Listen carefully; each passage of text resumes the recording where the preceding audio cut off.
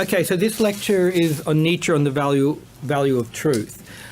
This is not so much Nietzsche scholarship, it is mainly Nietzsche scholarship, but it's also on this larger philosophical question, the value of truth, which I think is a question that Nietzsche raises more than any other philosophers. In fact, most philosophers just say truth is a fundamental value and it cannot be questioned.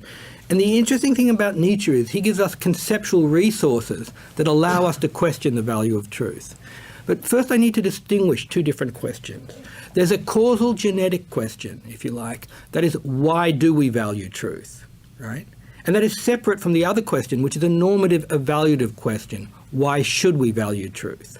Nietzsche has things to say on both questions, why we do value truth and the question of whether we should value truth. But it's important to get those two apart. And just to begin with some nice quotations from Nietzsche, this is from Beyond Good and Evil 1.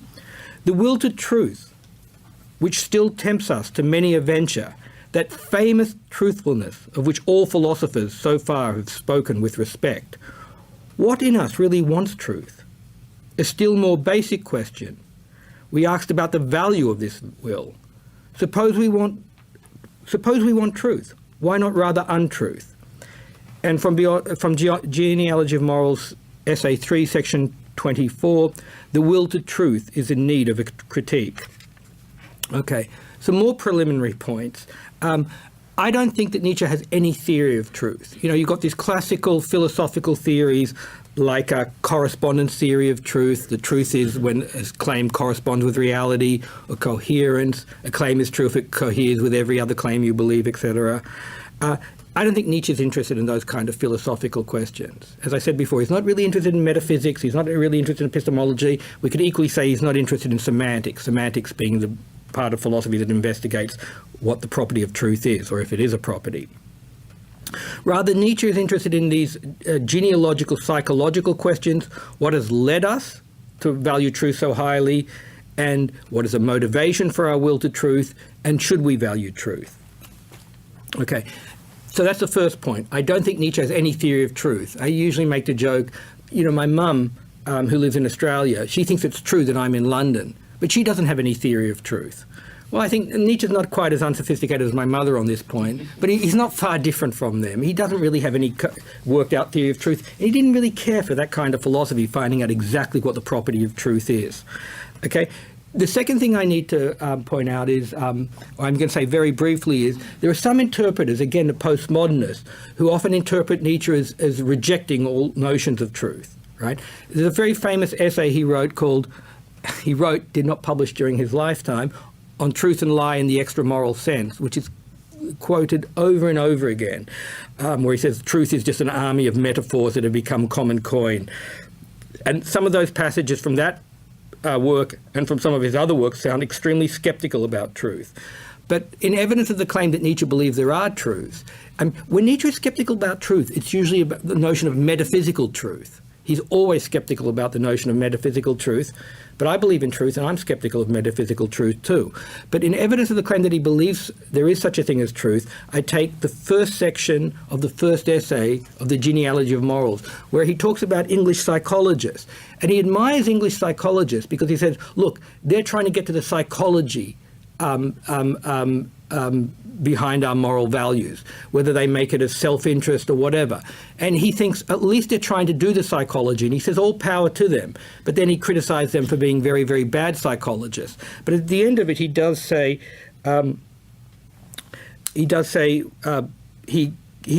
praises them for their attempts to get the real psychological mechanisms behind our moral values, but then criticizes them for their perceived failures of their actual accounts, and he concludes simply, there are such truths, meaning psychological truths. So in other words, I'm not one of those interpreters who take Nietzsche as denying that there are truths. He's skeptical about metaphysical truth, but I think he actually thinks his psychological accounts are by and large true, and it's important for him that they be true.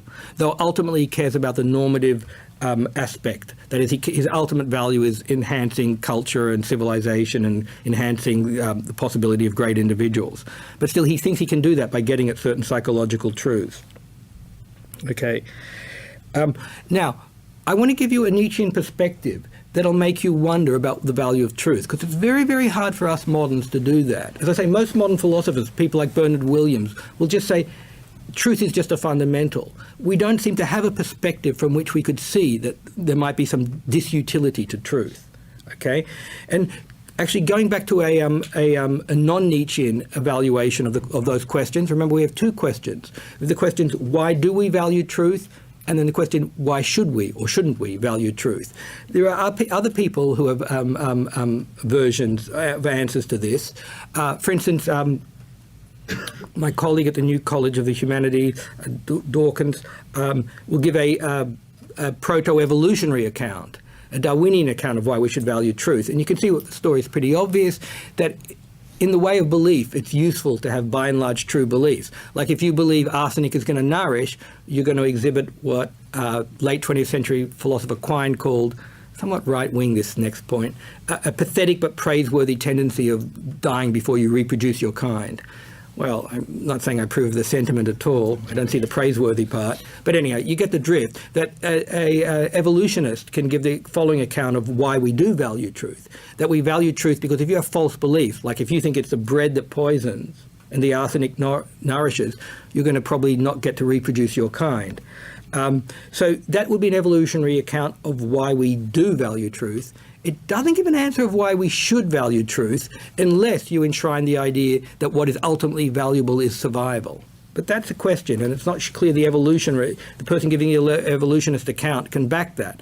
He certainly can back this claim of why we do value truth. I'm not saying it's a right account, but he does have account. But I wonder if he can give an account of why we should value truth.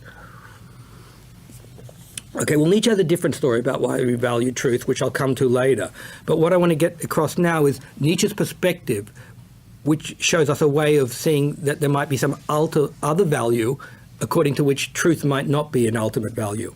Okay, so what Nietzsche believes is, Nietzsche thinks, as I said before, that the ultimate point for humans is not to avoid suffering, not even to be happy, but to find meaning. And what Nietzsche wants to claim is a will to truth, and I mentioned this in the last lecture, will to truth is a part of what destroys God and leads to nihilism, so you can already see the trajectory. Nietzsche says our will to truth destroys our ability to believe in mythologies, right? Religion being one of those mythologies. And he says, look, those mythologies are really, really important for giving meaning to our lives. I'm missing a page here that I wanted to read some quotations from. So this is from The Birth of Tragedy. He says, without myth, every culture loses the healthy natural power of its creativity. Only a horizon defined by myth completes and unifies a whole cultural movement.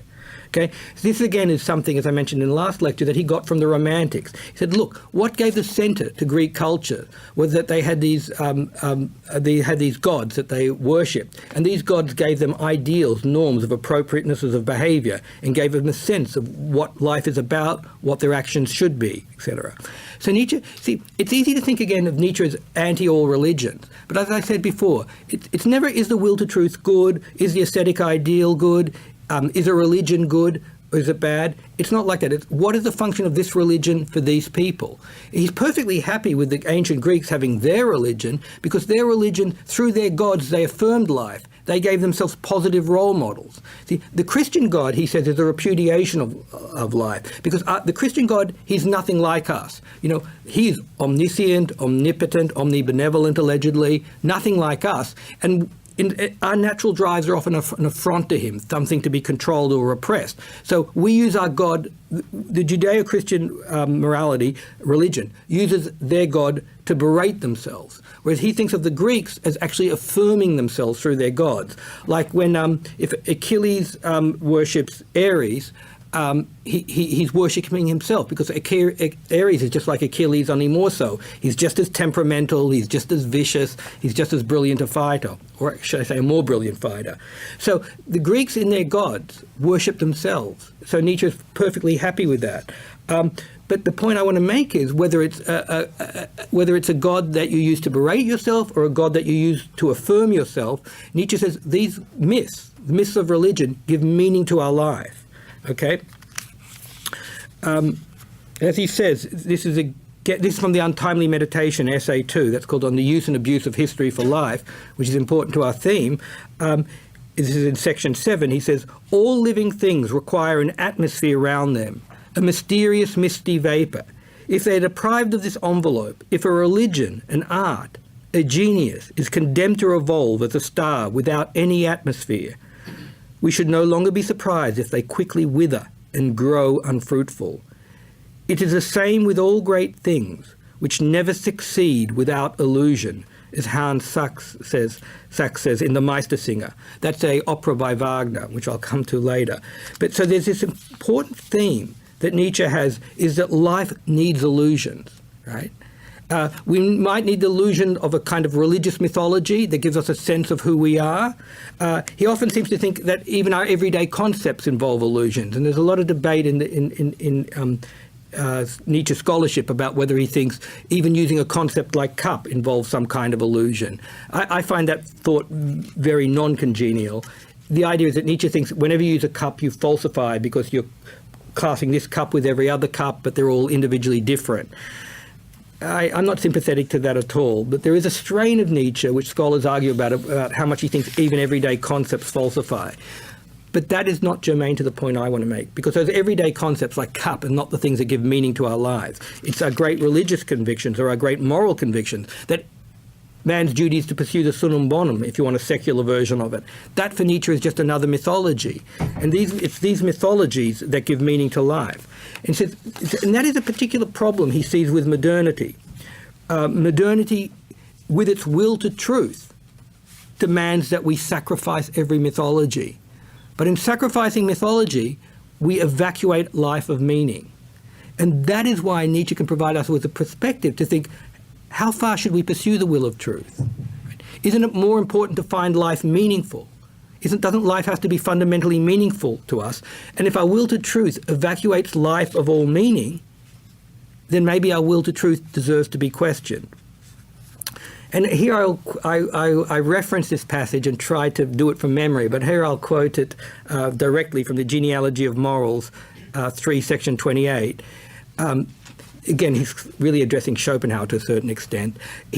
Man did not know how to justify, explain, affirm himself. He suffered from the problem of his meaning. He suffered otherwise as ill.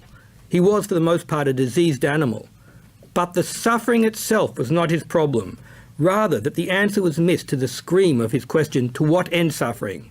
Man, the bravest of animals, and the one most accustomed to suffering, does not negate suffering. He wants it.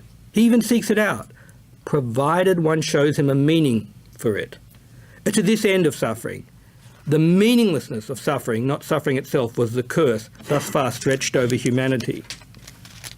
Okay, well, Nietzsche thinks that is a particular problem for us moderns, because we moderns destroy all mythologies and destroy all the basis for providing meaning.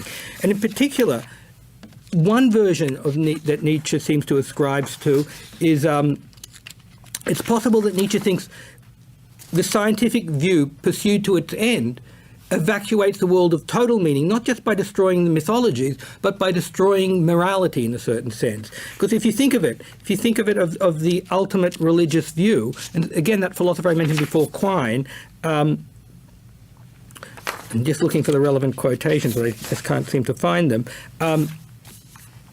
Someone like Quine would say that science leaves no room for values, that science is a purely descriptive enterprise, and so it can't give us values. And Nietzsche actually echoes this. He says in Genealogy of Morals, or pre-echoes it, since he's writing before Quine, Genealogy of Morals, Essay 2, Section 25, science is far from standing on its own. It first needs a value ideal. It itself is never value creating. And think about, part of the impetus of science is that we should value the truth. But consider that very claim, we should value truth. Is that a scientific claim? It's not a scientific claim. It's not a descriptive claim at all. It's a normative claim. So it's also from his notebooks. Science probes at the processes of nature, but it can never command man. Man must evaluate what he experiences. Religions gain their power by being standards of value. In other words, it's religions that gave us the value of truth. An event appears in a different light when looked at from the point of view of myth.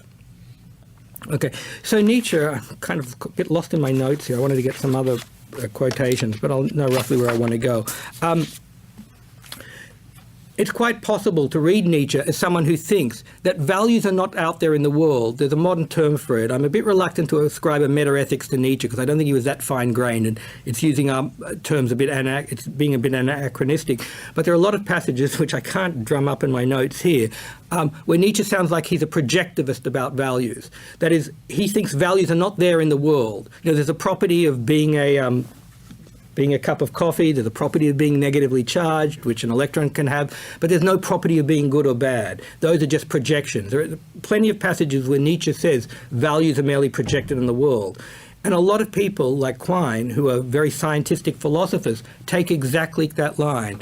They say, look, in the scientific view, there is no truth to the fact that the truth is good or that murder is bad. That those are just projections of our values onto the world. And the world itself, to use a metaphor that Nietzsche uses in the quotation I can't find, the world is itself in some sense colourless. We colour it. That is, we're the ones who project our values. So in Nietzsche's view, science can't give us values, but it's values that give meaning to the world. So on his view, science, taken literally at face value, can't provide values and can't provide meaning. So where does science get its implicit value, the value of truth? Okay. Well, Nietzsche has a story to tell, and that is the most interesting story, and that is what is really wonderful in the Genealogy of Morals. For me, the key passage of the Genealogy of Morals is section 3 of the third essay, because there he's talked about religious ascetic ideals. He's been very negative about Judeo-Christian values. He says they're basically values based on repression of one's drives and self-hatred.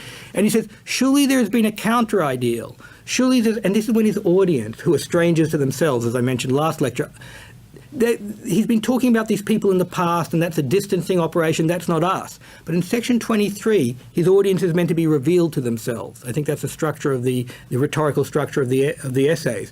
What he says is, surely there's been a counter-ideal to the religious ascetic ideal, with all its superstitions and otherworldliness.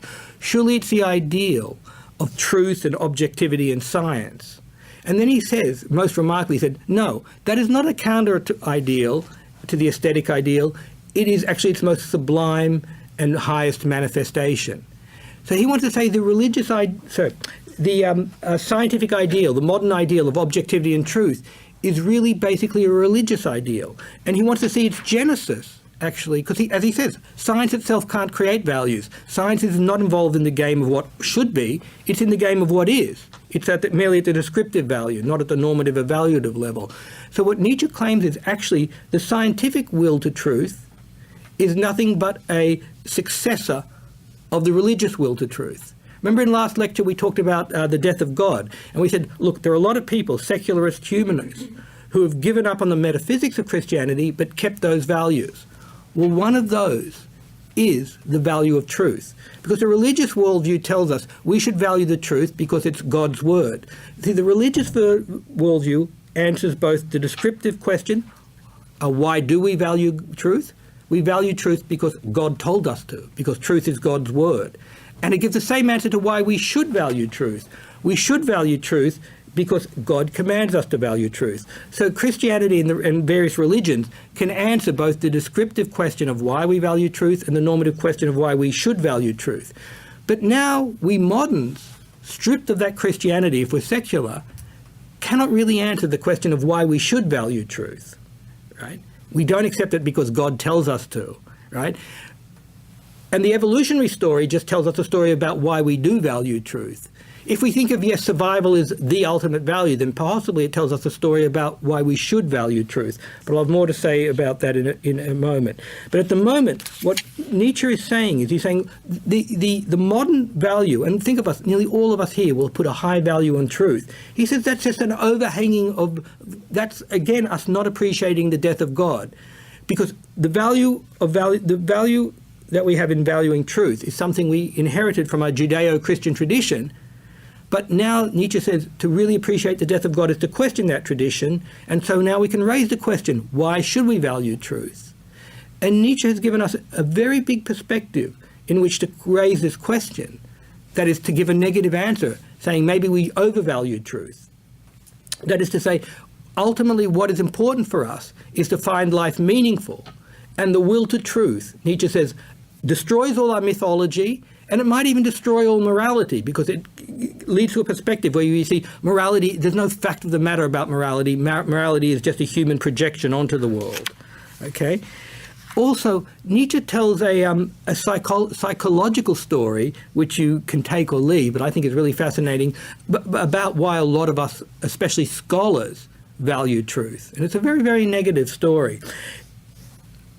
When Nietzsche talks about religion and the genealogy of morals, in particular the Judeo-Christian heritage, he paints the following story. He basically says the original Christians were weak peoples who couldn't act on their drives, so they tried to kind of obliterate this world. They say, this world doesn't matter. Yes, I'm weak and pathetic in this world, but that doesn't matter. What really matters is the world to come. And in the world to come, my very weakness, the fact that I always turn the other cheek, the fact that I repress my hostile impulses, that's what will allow me to enter the kingdom of heaven. Okay? So it's like they stand above the world, they look down on it, and they say, well, that world doesn't matter. It's not the real world. The real world is the world to come. And for Nietzsche, this is kind of a revenge. It's like the world has denied my desires, so I'm hostile towards the world, so I deny its importance and make do with a fantasy world of a world to come. Well, Nietzsche has the same story about the impetus to truth in scholars. He says a lot of scholars, the fundamental psychology behind them is they stand above the world, and if they're secular atheists, they don't look at a world to come and say, oh, that's the real world, but they stand above the world and they say, what's really important is not acting in the world, it's reflecting upon the world. So they enshrine, reflection is man's highest activity, his ultimate activity. But in a way, and Nietzsche puts it very nicely in the third essay, The Genealogy, he says, what does a scholar demand? He demands the passions cooled. Well, that's the same psychology of repression of the drives, the thing I talked about last lecture, which was, I said, was the fundamental aspect of what I called effective nihilism. So Nietzsche says, so again, he makes the will to truth, he gives it a motivation that is very novel. That is, he says, a lot of our modern scholars' will to truth is another defense mechanism against a world that has not answered to their desires. So they respond to the world by saying, no, my desires, my passions, they don't really matter. What really matters is to be merely reflective, okay? So he's questioned the will to truth in two ways. One, he makes it look as if it's got a very negative orientation. It's an orientation of a negative attitude towards the world. And two, he said, look, this will to truth can be so destructive that it leaves us with a world that is not human anymore. Because ultimately for us humans, what we need is a meaningful world. Now I want to backtrack a bit and talk about the usefulness of truth. Because remember, when I briefly mentioned the evolutionary account, we said, oh, the evolutionary account can give us some story about why we do value truth, that having the truth is conducive to survival, and possibly why we should value truth, that is, if we see survival as an ultimate value. But in fact, and here I'm putting on my hat as a philosopher of science, it's not really clear that we need a true theory. For instance, a lot of people have argued in science, what we need in a science is not necessarily a true theory, but a theory that makes the right predictions for observables. And in fact, other people, for instance, Nancy Cartwright, I'm thinking there of Bas van Fraasen. Bas van Fraasen says, all we want is not a true scientific theory, we want a theory that makes the right predictions about observable. He called that constructive empiricism. You're trying to get a view that gives a theoretical construction that makes the right empirical predictions. But another point to be made about the value of truth is what Nancy Cartwright says, a philosopher of science who has a book, Why the Laws of Physics Lie. And she basically says, look, all of science involves incredible simplifications that allow for what we might call a tractable theory. A tractable theory is a theory that we can compute. See, it might be that the actual truth is so mathematically and in other ways complex that if we had a total truth, we had a theory that wouldn't generate any accurate predictions about the observables because it was too complex. So I'm just here giving you a perspective to say that even if we care about information that is conducive to survival, it's not clear that we have to worship the truth. We can worship the truth maybe about the observables, but maybe when it comes to the detailed scientific inquiry, we'd much rather have a theory. If you gave me a choice between supposing God could come down and say, here's a total truth, but I've got to tell you, for you it's useless. It is so damn complex, you'll never be able to compute anything. But you say, okay, here's a series of laws. They're actually, all of them are false, but they lead to the right predictions about the observables, but they're incredible simplifications. I'd go for the tractable theory if I was thinking merely of utility.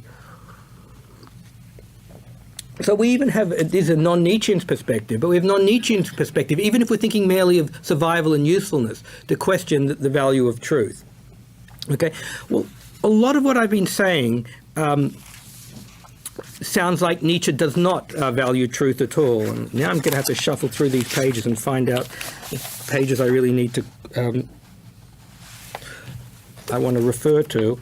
Sometimes it's got totally out of order. Okay, it sounds, the way I've been lecturing sounds as if Nietzsche does not value truth at all. And that is not the story I want to tell. Rather, as again, it's a very nuanced story, that Nietzsche wants to say, what does the value of truth mean for this individual? It's amazing how out of order these became. Like a bit of magic I've performed on myself. Okay. Regarding the will to truth, the question for Nietzsche is never, is it good, is it bad, is what does the will to truth mean for this kind of person? And remember, I gave you this version where Nietzsche says, as regards to scholars, their will to truth can be actually an aversion of life. Right? It's a way of stepping back from life. In fact, he wonderfully described it, and I don't have the quotation here because I've mixed up my pages. Oh, yes, I do have it. From Genealogy of Morals, it just jumped at me. Essay 3, Section 4. Science is a means of self-anesthetization. Are you acquainted with that? That sounds really weird to us. But if you see the background I'm talking about, you can see why Nietzsche might mean that. He said, some people are so obsessed with science, what he would call Wissenschaft, which we have the term, it's translated as science, but he means scholarliness is the word to think of, because science sounds like the hard sciences to us, like physics or chemistry, but by Wissenschaft, he meant both the human sciences, so that could be history, could even be philosophy, versus... he meant, by Wissenschaft, he meant all scholarliness. So he thinks of scholarliness as a form of self-anesthetization. Are you acquainted with that? What he means by that is what I referred to previously, that some people use scholarship as a way of stepping back from the world, as a way of not being engaged in the world, so that all they want to do is reflect upon it. They don't want to be engaged in it. So all of that sounds very negative about the will to truth, but that's the will to the truth in the form as presented by certain scholars.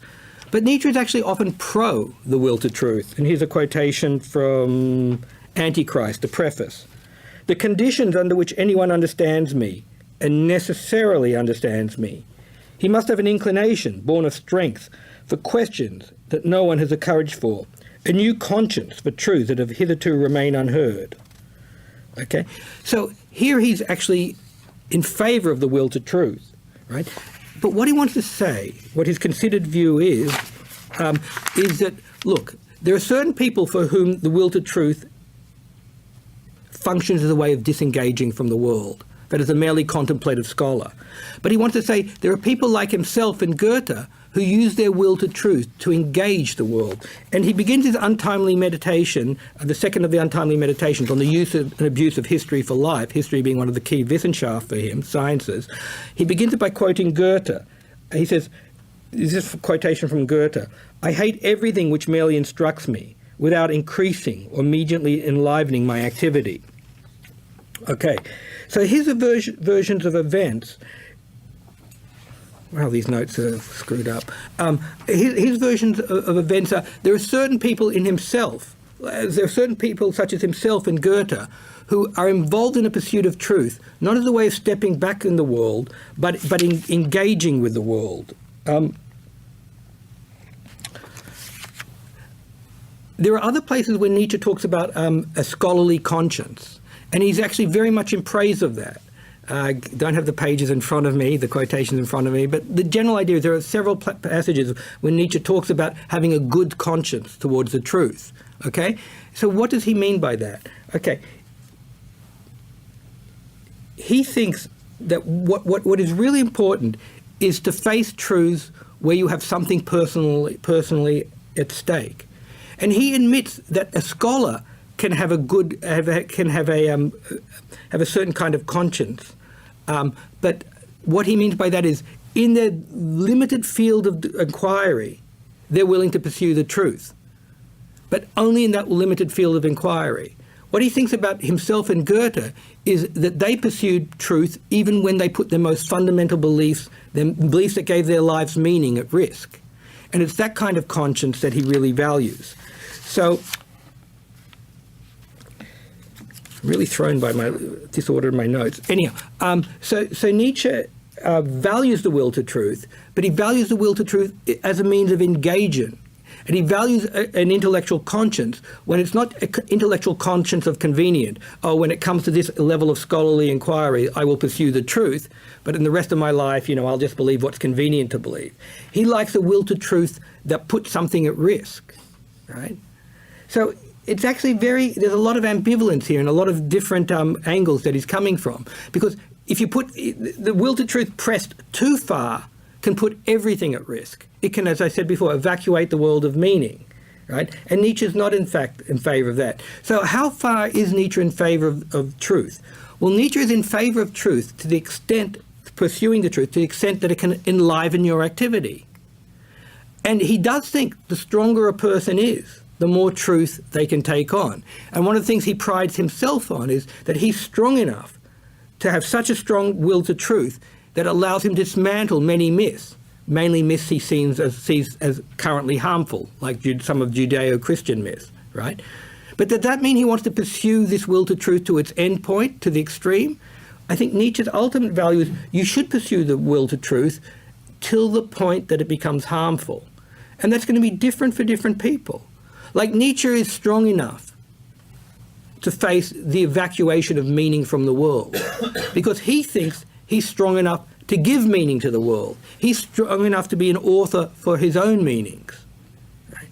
But he thinks the vast majority of us, for instance, can't bear the idea of the world being evacuated of meaning, as having a merely scientific descriptive view of the world. And so he thinks for us, that will to truth can be very, very harmful. So Nietzsche says, look, will to truth, is it good, is it bad? It depends upon each individual. Right? And then he wants to say, to the extent that will to truth is harmful for an individual, that individual needs illusions, okay?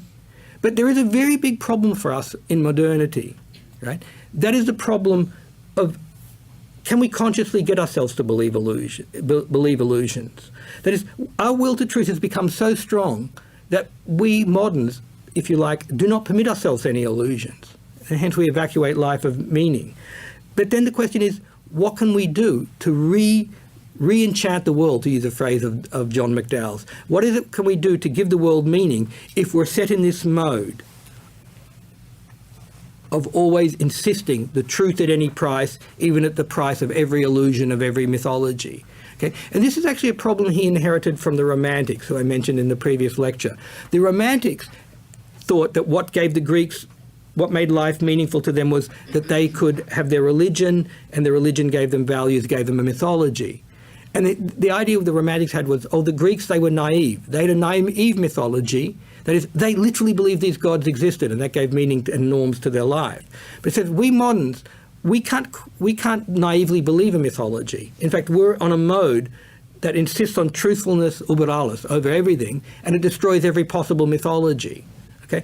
And this becomes a huge, huge problem, both for the Romantics, people like Novalis and Hölderlin and Schlegel, and for Nietzsche, and also for Wagner. In fact, I'm sure some of you know that Nietzsche very early on hitched his star to Wagner to a certain extent, that he was a big supporter of Wagner. But actually, if you read Wagner's writings, which are very difficult to read, and I don't advise you to do it, they're 12 volumes and he's all over the place and very contradictory. But Wagner presents a central idea behind his most famous cycle of operas, the Ring Cycle. And the basic idea is this, that we moderns don't have a mythology, and hence we don't have a genuine culture, we don't have a sense of unity. And the Ring Cycle of operas, that's Twilight of the Gods, the Valkyrie, Siegfried, they are meant to give us a new mythology. But there's a huge problem here. That is, how can such a mythology work, right? That is, if we don't allow ourselves any mythologies, sure, while you're in the opera house, you might kind of take it on, but as soon as you're out of the opera house, you're going to say, well, that was just an interesting bit of entertainment. And that is not what Nietzsche and Wagner wanted from mythologies. They thought mythologies are meant to animate all of your life, as religion previously animated all of your life. Wagner's solution, I don't think it's a very happy solution, was that he thought that somehow when you saw the 4 operas of the Ring Cycle, you were meant to see them over 4 consecutive nights, and some of them are 6 hours long. The idea was you were so immersed in that it would work at you below the level of conscious. And he said, there are musical themes that instantiate certain values, and these musical themes will infect you. I think it's a pretty fanciful story. As I say, it turns out, and this was Nietzsche's end objection to Wagner, that it turns out that this is not a reinvigorating mythology that's going to give us a new culture. It's actually kind of just entertainment. He also thought Wagner had lapsed back into Christianity, but I'm not going to talk about that now. So how did Nietzsche want to solve this problem? Well, as I mentioned in last lecture, Nietzsche did not think he was going to provide a mythology for all of us. Right? He'd given up that aspiration. In fact, he thought most of us are just bound for what he would call Philistine culture. In fact, he often called, he talked about, I've forgotten the germ now, Bildungsphilister, educated, Raikuda would say educated fools, but the proper version of it is educated Philistines. That is, he thought there were these educated Philistines who have this will to truth in one circumscribed area, but it's not a will to truth that is willing to risk great values, and it's not a will to truth that is going to allow them to create a clearing, which is what Nietzsche wanted to do, to create new values. They have a limited will to truth, but what Nietzsche thought is with his will to truth, he could actually possibly invigorate others in a certain way. But again, there's a question of how does he do this? How does he inspire them? Well, part of his inspiration, as I mentioned last lecture, was to destroy previous values, right? But he also thought more than that. He thought, and Alexander Nehamas captures this book on Nietzsche life as literature. He says what Nietzsche does is he provides an inspiration of a figure, Nietzsche, who created his own values. And he was hoping to inspire others to do. And as I tried to argue in the last lecture, he thinks he did. We can think of him, look back of him retrospectively and say, yes, he did inspire many people to create their own values, right? But in the act of creating values, if they've got this hyper extenuated will to truth, that is going to be inimical to creating values. So Nietzsche, when it comes to his own values, what is the value of culture? What is the value of great individuals? In some sense, it might be arguably a critical blind spot for Nietzsche. Nietzsche doesn't press that question, because if he presses that question in the modern sense and demands grounding for everything, he might himself find a world evacuated of meaning. So for Nietzsche, it's a personal act, again, prefiguring the existentialist, to give things meaning. And your will to truth has to be seen from multiple angles. That is, it's got to be seen in a very local way. Saying, what is the function of the will to truth here? The will to truth here can be used positively to destroy his values, but to destroy values in order to leave a clearing for creating new values. This will allow me to make a point I didn't make in last lecture. Nietzsche talks a lot, not a lot. Nietzsche scholars talk a lot. Nietzsche talks once in his whole text, but I think it's fair for Nietzsche scholars to make a lot of it, of passive and active nihilism. Nietzsche seems, the story one wants to tell, and the scholars do tell based on this one passage, but I think it's fair to extrapolate it, is that Nietzsche sees himself as an active nihilist. That is, he's someone who destroys previous values in order to create a clearing, to create new values. Right? It's still an engagement with the world. You destroy values in order to have a re-engagement with the world by projecting new values, colouring the world in a different way, to use that metaphor. But the passive nihilist is someone who destroys values with no positive project involved, just out of resentment towards the world. And that is the kind of nihilism Nietzsche rejects. So will to truth and even nihilism have both positive and negative aspects. So whenever Nietzsche is judging the will to truth, he's looking at particular individuals. In his own case, and Goethe's case, he sees their will to truth as not a mere destructiveness, but as a way of engaging with the world, a way of questioning values, so that then they could create their own values. Okay? With us moderns, he sees our will to truth ultimately as leading to a discoloration of the world, to an evacuation of meaning, to a destruction of all myth. And he sees that as a very negative force. Okay. I want to talk a bit now about how illusions can work, okay? This is, again, prescinding. This is not Nietzsche's point in particular, but it's a point that's germane to the way Nietzsche puts it. In an everyday sense, we can see illusions as very, very important. I'm always amazed at my colleagues' ability to think of their work as really, really important. I mean, unfortunately, I can't get involved in that illusions too much, but you can see it's really, really helpful.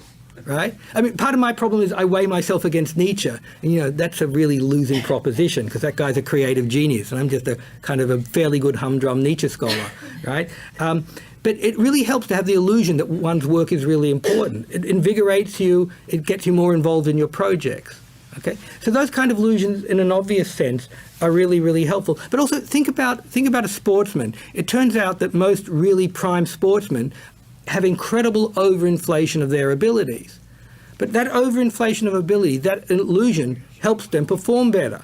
And to give a last case that is often given in epistemology classes, allegedly there are statistical evidence for the claim that if you are trapped behind enemy lines, let's say this was in the Second World War and the Vietnam War, you had, let's say, an 80% chance of being captured, right? But if you believed, I think of and I'm an American citizen, so I can say this without sounding anti-American. If you're extremely American gung-ho and you say, I'm the guy who's going to survive, that increases your chances of being, that means your chances of being captured before they were 80%, now they go down to 65%, let's say. I'm pulling these numbers out of the air. So on the basis of evidence, that is, if you're thinking merely epistemically, that is being sensitive to the evidence, you'd still think on the balance of probabilities, I'm going to be captured. But if you can get yourself over that belief, through illusion and tell yourself, oh no, I'm not going to be captured, it has the pragmatic effect of lessening your chance of being captured. So you can see why it's in your best interest. So I'm just giving you these cases where in everyday life and in exceptional cases, it helps to have illusions. Illusions are necessary often to animate our activity. In fact, Nietzsche thinks if we strip ourselves of illusion, we strip ourselves of nearly every impetus towards genuine and creative activity. So Nietzsche is giving us this perspective where, as I say, it's a mixed perspective. He's saying the trouble is the religious aspect turns truth into an ultimate unviable value. That is, it's an extreme value that trumps everything. Everything has to be sacrificed towards the truth. Initially, because it was truth is God's word, at least the religious people had a normative underpinning of why they valued truth. We moderns have given up on that underpinning, but we still treat truth as an inviolable, overarching, ultimate value. Okay? The story I want to tell is Nietzsche sees truth as a value, but it's one of a competing set of values. So the pathology that we've inherited from the Judeo-Christian tradition in the West is this extreme overvaluation of truth.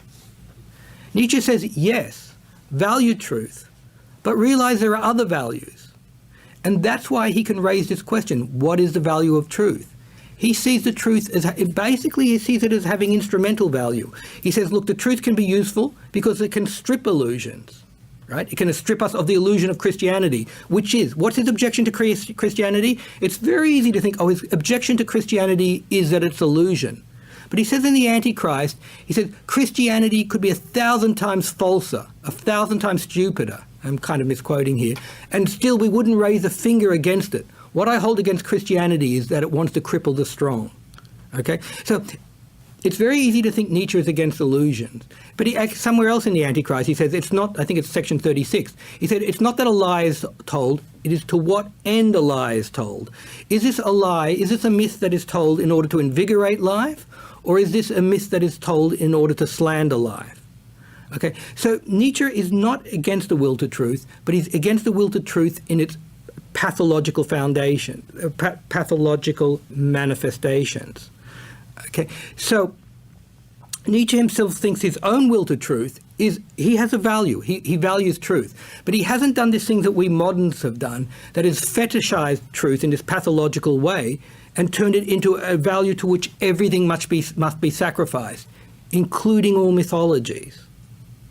So Nietzsche still has room for truth, right? And remember, we started with those two questions. Why do we value truth? Well, Nietzsche, rather than telling the evolutionary story, and I don't think he has to reject the evolutionary story tells us, why do we value truth? We value truth because basically it has survival utility. Believing falsehoods like arsenic nourishes is not conducive to survival. I think Nietzsche can buy that story, but he also wants to tell a more nuanced historical story that we have certain religious values and they enshrine the value of truth. So he supplements the evolutionary story with a historical story about the genesis of this value in our cultures. But he also has an answer to why we should value truth. We should value truth and why we shouldn't value truth. We should value truth in the way that often valuing truth is a means of destroying certain mythologies that are harmful to us. Like he thinks Judeo-Christian values have now become largely harmful, at least harmful to the great creative individuals. But he also tells us a story about why we should limit our value of truth. We should limit our value of truth because the will to truth can be taken to such an extreme that it destroys everything that gives value and meaning to life. Okay? So truth remains a value for Nietzsche. And when he rejects or seems to reject truth, he's asking two questions. There are two aspects. He says, first of all, I'm totally suspicious of truth as an absolutely overriding value. That strikes me as a pathology. And I'm also worried about the meaning of the will to truth in certain people. He says, in certain people, this will to truth is just a manifestation, not of an engagement with life, but as an attempt to step back of life and be purely reflective. And that is also indicative of a certain kind of pathology.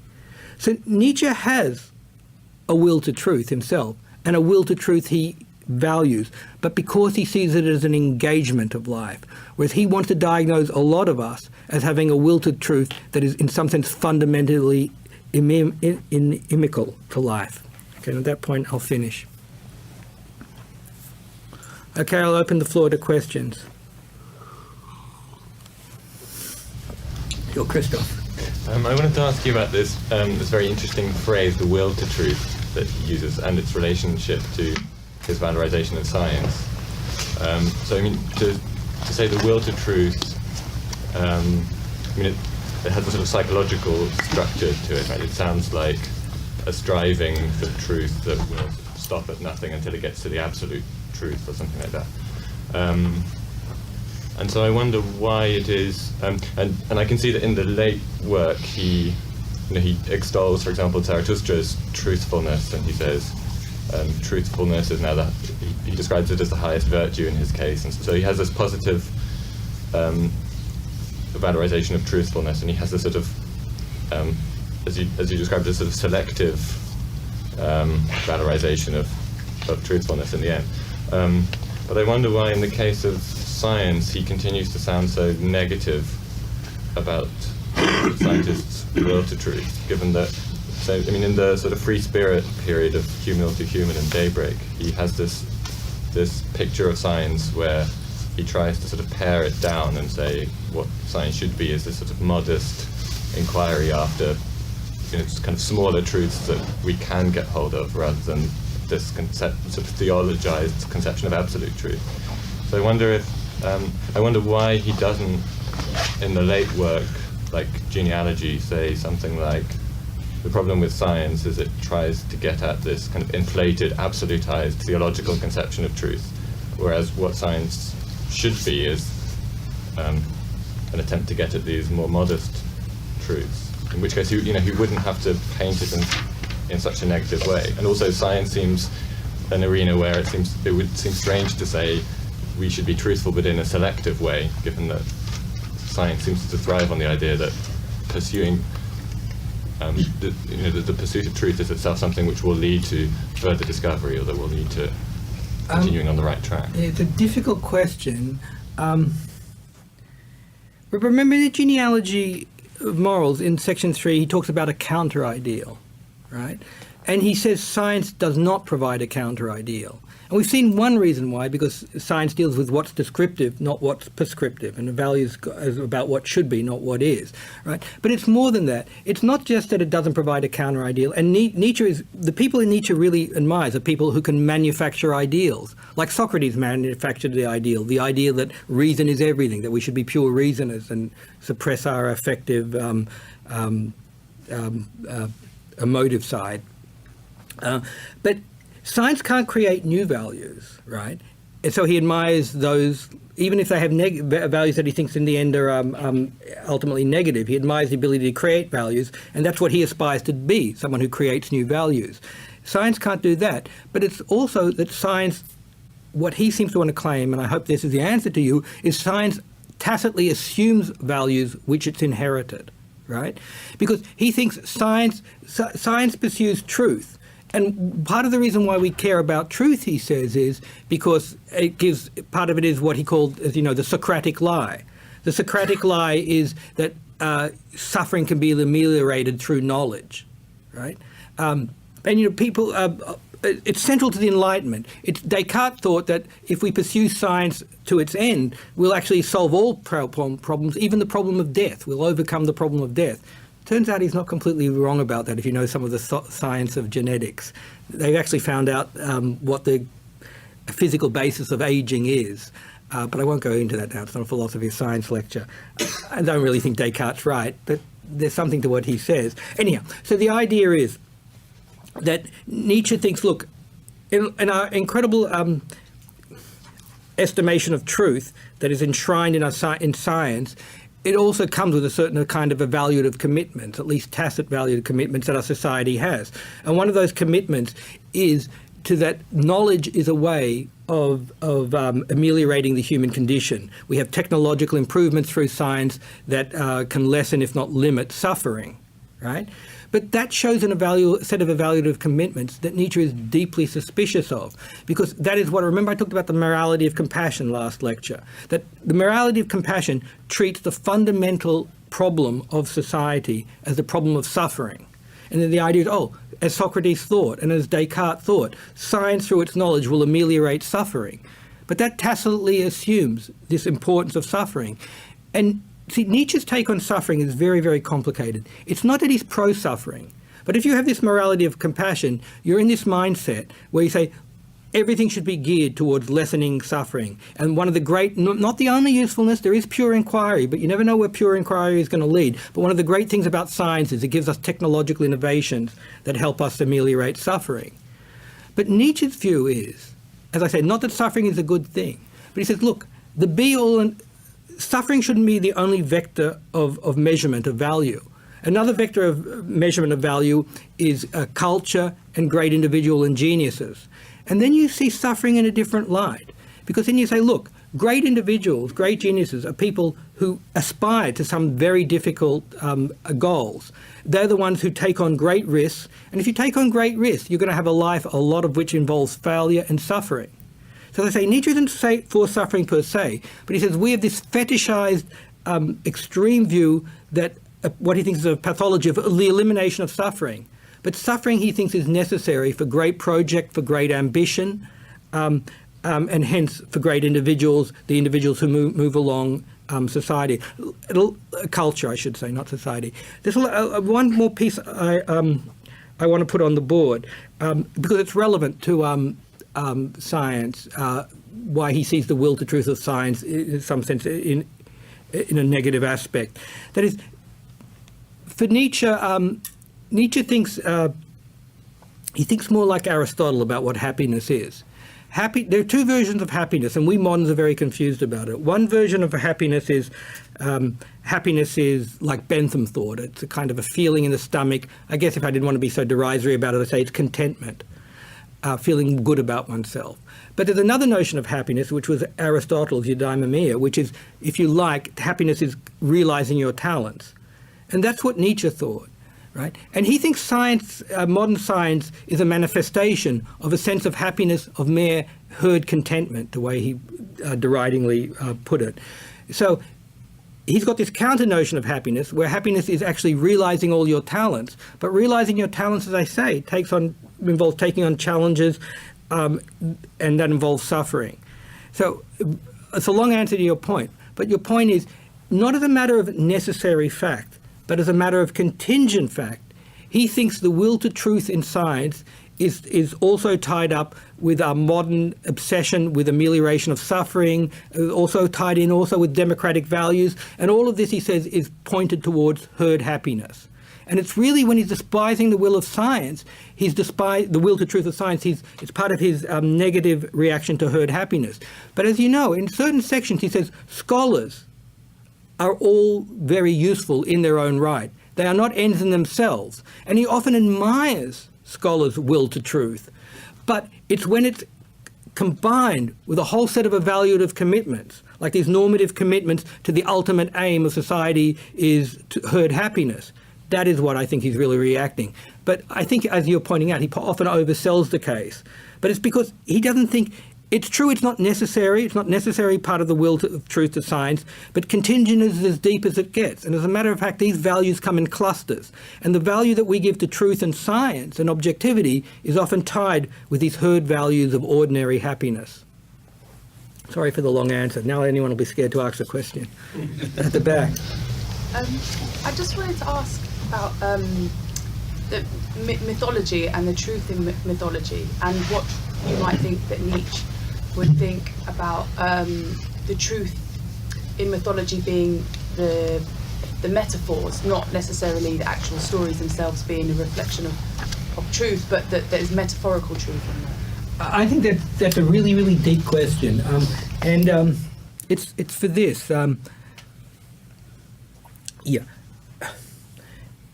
Putting it in politely, I think the way Nietzsche looks at religions is he says, oh, that God story, that's just a story we tell for the idiots, basically. That basically there's a set of normative, evaluative commitments we have, and some people need to be able to pin it on an authority figure, so we dream up gods.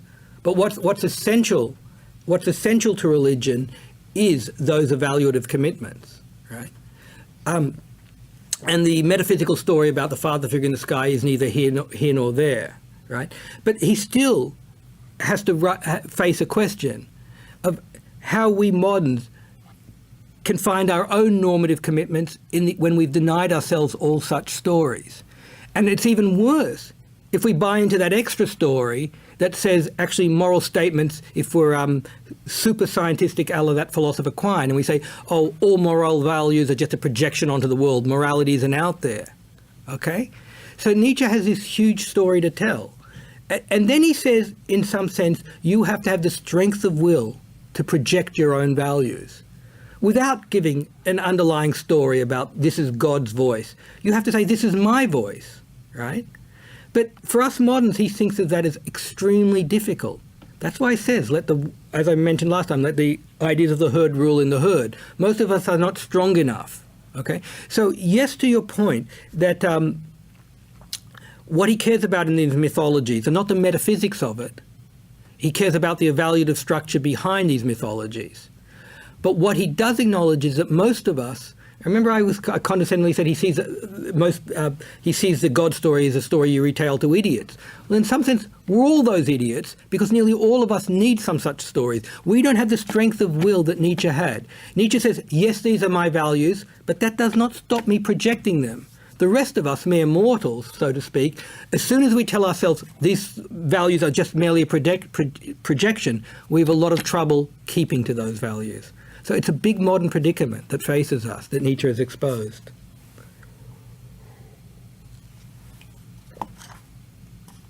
Any further questions? Yeah.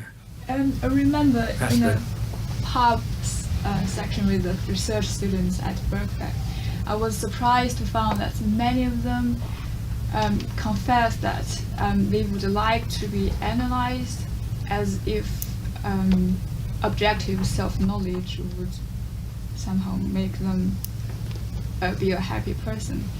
And I found this and you also mentioned in the beginning of the talk that Nietzsche thinks that there are psychological truths. So it's as if this somehow enhances this modern man's belief in knowledge or in seeking psychological truth and thinking that this truth would make them a happier person. Nietzsche is actually, again, ambiguous on this question, or not ambiguous in the right word. Nietzsche says you have to answer individual to individual. Right? And Freud wonderfully said about Nietzsche, no one was more honest about themselves. I don't know if that's true, but it's an interesting point. That Freud famously based his interpretation of dream on a self-analysis. Obviously, a lot of Nietzsche's work is, and he says this, a lot of my work is frankly autobiographical. I seem to be talking about Socrates in the way I'm talking about myself. So we can say that Nietzsche was someone who looked at a lot of truths about himself, but I think his attitude is exactly the attitude I mentioned before. When is a psychological inquiry good? A self-psychological inquiry can be good to the point that it enlivens your activity, but to the point that it can become destructive, it's no good. So Nietzsche thought he's a person who's strong enough to realize a certain set of psychological truths about himself. And he does think, for a lot of us, psychological truths are helpful, because, as he says he's trying to get at, there are such truths, and he seems to want to expose them. But that's because he thinks a lot of us have been crippled by Christianity, right? And to expose the psychological mechanisms behind our subscription to Christian morality, he hopes will at least free some of us, right? So the story is always going to be in an individual level. And there's a famous story about Nietzsche being, I think it was again in Sils Maria in the Engadine in Switzerland. He was at some pension, and two old ladies who were, I think, quite Catholic, came up to him and said, "Oh yeah, you're the famous scholar Friedrich Nietzsche. Can you give us some reading list? Can you give us some books we might read?" And Nietzsche recalls in horror and says, "No, you should keep away from my works. You know, I don't think you'd like them at all." And way to extrapolate the thought is to say, these people are not made for his books. And he was always wondering, does he have readers? So the idea is, maybe these two old ladies, hearing him rail against religion, would not be effective for them. I don't mean effective in that they wouldn't believe it, but it could unroot them from their values in a merely negative way, leave them nihilistic, if you like. Okay, so to what extent one should know the objective truth about oneself? To the extent that it invigorates one's activities, to the extent that it can reorient one. To what extent would one want self-ignorance? To the self where that ignorance is necessary for one to genuinely engage in life. This will allow me aside about, there's a theory called depressive realism. Take this with a grain of salt, because I've been reading the psychology. First of all, psychology is not much of a science to begin with, but also even the psychologists, as usual, disagree with themselves. But the claim is that there are a group of people, a particular group of depressives, and they tend to be more realistic than other people. So the idea is, you ask a bunch of people, non-depressives, about what others think about them. And the non-depressives give rather inaccurate opinions, rather inflated opinions about how others sees them. Then you ask the depressive people what others see about them, what others view about them, and they turn out to give really accurate views. So you get the idea. I'm not sure whether it's the realism is allegedly causing the depression or the depression causing the realism. But you can see that there again, having accurate views could be inimical to your activities, because these depressives are obviously not going to be very active people. They might be withdrawn from the world. And it could be their realism is one of the things that gets them to be withdrawn from the world. So yes, psychological truths. Nietzsche thinks he could face a lot of psychology truths, but it would have to be a case-by-case study for Nietzsche. Should you be facing these psychological truths? Well, if you're strong enough to bear them and be invigorated in your activity, yes. If these psychological truths will destroy you and make you passive towards the world, then they're truths you shouldn't face. Yeah, please. Sorry. Yeah, it's kind of similar to the question I asked in the last lecture, but just in some places Nietzsche sounds very individualist, like the kind of existentialist were, and it's about me and my values. About me and my values and creating my own values. And he says about forming a new culture and new, presumably shared mythologies, and just see a kind of tension there, right? Yeah, shared mythologies is a really interesting point. The Romantics thought what gave the culture unity and what gave an individual unity was that they have a shared mythology, right?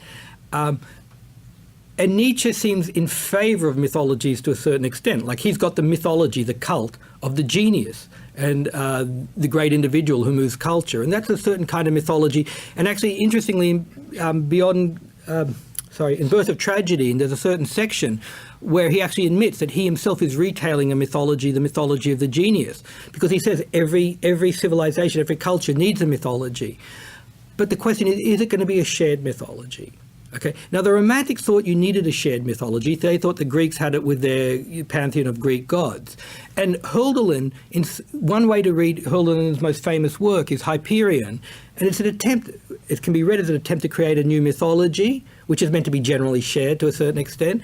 And you can read that same about Wagner's Ring Cycle. It was meant to be the engine of German renewal and possibly European renewal, possibly a shared mythology, though it's hard to expect that everyone's really going to literally believe in Siegfried. I mentioned this problem.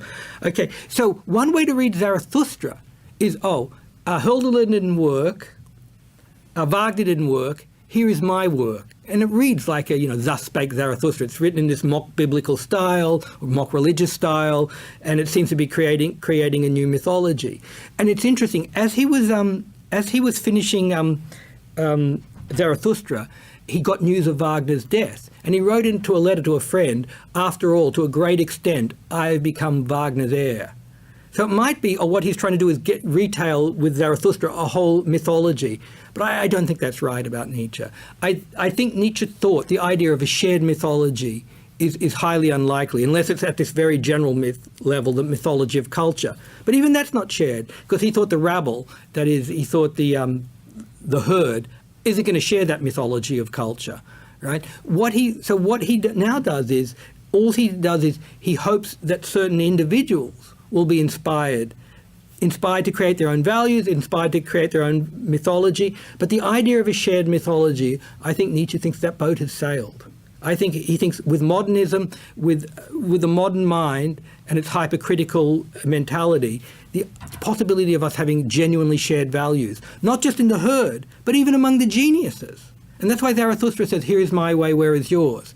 He says, you have to find those values that can invigorate your life and that you can put all your drives and energy towards. But I think he's largely become skeptical of the idea of a genuinely shared mythology. Personal mythologies are all that's left. Just on the idea of the shared mythology then, what about sort of like the ecology movement and sort of the Greenpeace and all that? That seems to be a sort of shared mythology. I'm not saying, I'm not doing it down, but it's a sort of it's a faith. Lots of people believe in it. It's not necessarily a will to it's not really about truth or science. Well, I suppose it could be, but it could be like the faith of now, right? Yeah, well, there are the mythology of Mother Earth, and there are new mythologies. God, ecology and Nietzsche, hard one. Again, I think it's going to be a piecemeal story for Nietzsche. Nietzsche would have to look at what he thinks is the psychology behind that mythology. But first of all, you're making 2 points. Well, one is what is the value of that mythology, but also you're making the point that some mythologies are still available to us. To Yeah. everyone. And I made a story whereby he thinks mythologies are by and large not available to us. So there is a point to be made there.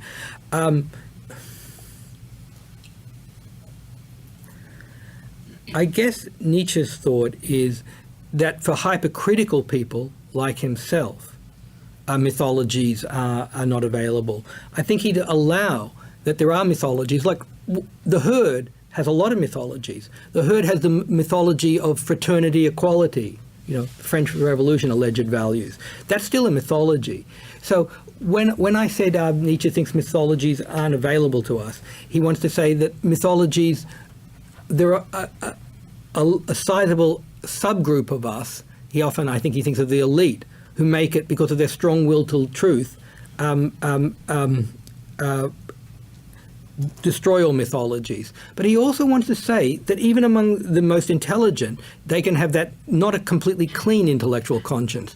That is, they question in one area and they destroy mythologies in one area, but leave it in another, right? And again, Nietzsche's not against it. He just have to have a look at the value of that particular mythology.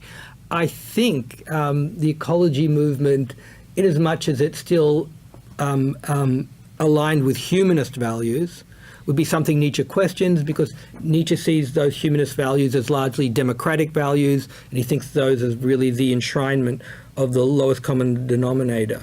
But let me take from your point, it's a very good point, that it just shows you that there always are mythologies there and there always are values there. So let me say Nietzsche tells a complex story where he says, we have a will to truth that wants to destroy all, its general trajectory is to destroy all mythologies, but then he says we don't always have a good intellectual conscience. A good intellectual conscience is where the will to truth probes everywhere, right? But most of us have blind spots, okay? So we can tell ourselves, oh, there is no God, but Earth is ultimately valuable, or whatever an ecologist might tell himself, and that will be their blind spots.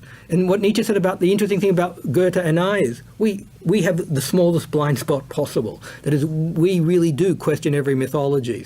But I think he's quite willing to concede your point that for most of people, the intellectual conscience is quite limited. It destroys some mythologies, but it leaves others intact. But he does think that the mythologies that are left intact are not generally powerful ones. But those mythologies can be powerful with a small subgroup in which they operate.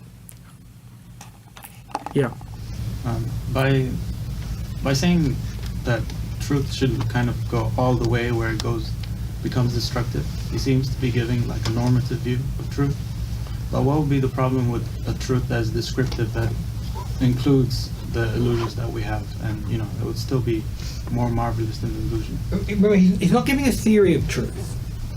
So he's not giving a normative theory of what truth is.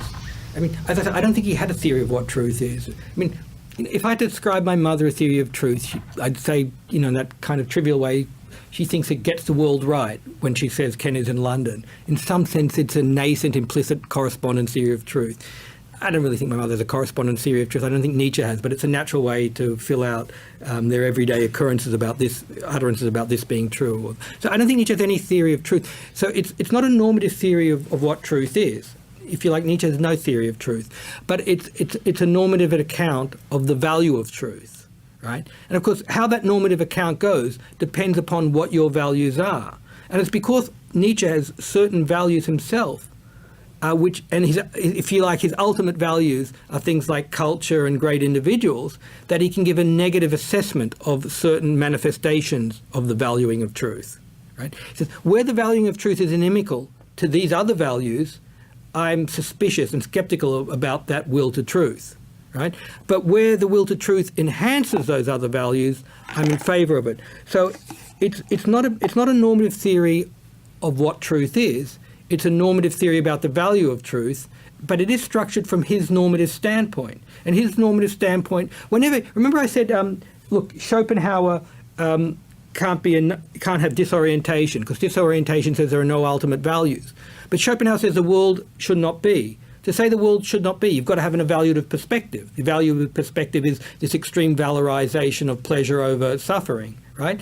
Well, when Nietzsche gives a negative account of the will to truth, he must have it from his own valuative perspective, right? Which is, I think, your point. So he has normative commitments. It's not a normative theory of what truth is, but it's because of his normative commitments that he can have a negative value of truth. Because his ultimate commitment might be something like culture or great individuals, and he sees a certain overburdening will to truth as inimical to that, and he says to that extent we should limit the will to truth. Chris at the back. So does he think that these overarching commitments that he has, is it true that they are really valuable then? Well, his major voice, I mean, as I say, he's got no definite meta-ethics. I think it's anachronistic to pin upon him. Some people said he's a fictionalist about values, that values are just fictions we kind of convince ourselves in while we're playing the game of valuing, or he's projectivist. I think his major voice is to say values are not out there in the world. So your point is it true that great individuals are valuable, or is it true that culture is the highest value, right? How would Nietzsche react to that? It's very difficult to say, but I presume the story he's going to say is what Zarathustra says. These are my values, where are yours? So he would say, this is an act of my commitment. This is what, having those values invigorates my life. Now, in fact, you'll notice that's an evasion of the question. Right? I haven't answered your question, is it true that culture is valuable? Right?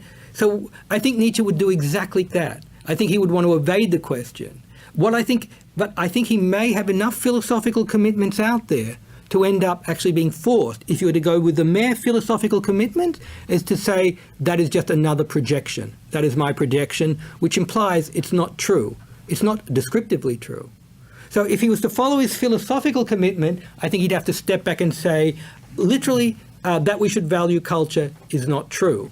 But I don't think that would be his mode of operation, because he thinks of psychologically. And he said, no, he would say exactly what Zarathustra says. These are my values, where are yours? Yeah. What is culture? Oh my God, $64,000 question. I can answer what is unity with my talk of sublimation. What is culture? Okay, football doesn't count as culture.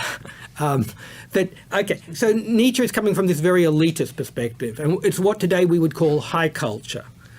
And really, I think Nietzsche is not going to give a definition of culture, but it's like Aristotle and ethics. You can't educate people to see what is good. So exactly wrong. You can't define what is good, but those suitably educated know it when they see it. That is exactly Nietzsche's view of culture. There are those of us who are suitably educated, and it may be a very small elite. It may be him, Goethe, Beethoven, or whatever, and we know it when we see it. You know, it's like Goebbels' famous comment, Goebbels or Goering. I always make this joke, but now I've forgotten it. When people mention culture, I reach for my gun. And it was Karl Kraus or someone who says, when people mention guns, I reach for my culture. Obama could say that today, I guess. Anyhow, there's a vexing question. But I don't think Nietzsche gives any semblance of a definition of what culture is. But he gives us examples. He says the Greeks have a high culture. We Germans now at the moment have a Philistine culture. But one thing I will say, okay, he thinks, the truly cultured recognize it when they see it. But one thing he means about culture is that culture, if you like, is a new religion for these modernists like Nietzsche, and also for the Romantics. That is, what they wanted of culture was meant to give meaning to life. See, that is the objection to Wagner in the end for Nietzsche. I mean, yes, it's all about Wagner backslided into Christianity, but the real objection was he went to Bayreuth when the original festival came, what was it, 1876, I'll take a guess, and he saw what he called all these cultural Philistines. That is, these people indulge in culture merely for entertainment. It's something we do on the weekend or some such. But he had an idea of culture very much, as I say, like a religion. Culture is something that's meant to animate all of our life. Like religion, not in its modern manifestations when there are Sunday Christians or whatever, or Saturday Christians or whatever, but when religion actually involved a whole set of normative practices that involved all of one's life. As it still does for a lot of people who are devout Muslims. You can see that their religion isn't just something they do on the weekend, it can infuse all of their life, right? He had the idea of a culture as somehow giving meaning to all of one's life, as enlivening all one's activity. But he didn't give a definition of it. That's just a subsequent point I want to make. That culture is meant to be something deeply meaningful, providing a meaning, not merely an entertainment. Like liking Indian food is not a part of culture, right? Unless you're deeply involved in the Indian food world in a way that gives meaning to all of your life. But what actually culture is he obviously meant high culture, and that was to be decided by the doyens, the leaders of high culture. No definition of it. I don't understand it. Astrid? Sorry, Issa. So, remembering the way he always talks about those people he can list that are true geniuses, and the way he says that an interesting part of the slave mentality is the way they are complex. Would he be, or I don't know, in your opinion, would he be able to say that science, as a search for knowledge, is something that makes the herd or the active community something interesting, even though their search for truth may be Yeah. not that truly interested in. No, I think you're right, and as I say, he does say scholars are all useful in their own way, but they're not. They are merely a means to an end. They are not ends in themselves. He does think the will to truth, and he does think science has done a lot of good in a way. Like science has helped destroy certain mythologies that he thought were harmful, like the Christian mythology, Judeo-Christian mythology. It's just. Because when he lists those people, he never mentions scientists. No, It's always that's artists. true. In his list of great people, there aren't scientists. And it's because I think he thinks they don't, he thinks most people who practice science don't have what he calls an intellectual conscience. That is willing to face truth in any domain at any price, right? He says what they've got is they bore away at one little area. But remember I said culture is meant to inform all of your life? Well, that's what he thinks of scholars. He thinks scholars do their little work, they bore away at it, and he kind of admires their incredible will to truth in that area. But he says, but it doesn't inform the rest of their life. And he wants us to have areas of commitment, deep commitment, that give meaning to all of our life, not just to the 8 hours a day when I'm in my 9-to-5 job or whatever. One last question. Yeah. Yeah. Sorry to kind of push this point again. It feels like I'm being slightly petulant, but on this thing about culture and how it's taught, I mean, it seems to me that if culture, as you defined it earlier, is going to be something really radically individual, and you said mythologies had to be kind of personal, I don't really see how it could be taught. Well, mythologies can't be taught. Right. We have to do personal mythology. Culture is not individual. Culture, Nietzsche thinks of culture as there are these great geniuses, and they know it when they see it. He knew, Goethe was a great mover of culture, and people of the geniuses today, the people that count. He often talks about the peaks and the valleys very condescendingly. We're all in the valleys, and he and his kind are in the peak.